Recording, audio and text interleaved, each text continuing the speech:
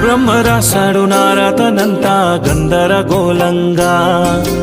ప్రతిరోజు అనుకున్న నాతోటి ఎల్లప్పుడు ఇట్లనే అయితుంటదా? చిన్ననాటి నుండి చూస్తున్న నేను ఏ మార్పు లేదంట.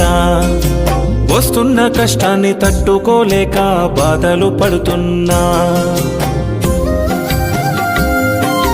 ఆ బ్రహ్మ రాశాడు నా రాతనంతా గందరగోళంగా. ప్రతిరోజు అనుకున్న నాతోటి ఎల్లప్పుడు ఇట్లనే అయితుంటదా?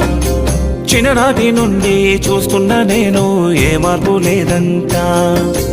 వస్తున్న కష్టాన్ని తట్టుకోలేక బాధలు పడుతున్నా. ఇకపైన నువ్వే నా దైవము అంటూ నోరారానే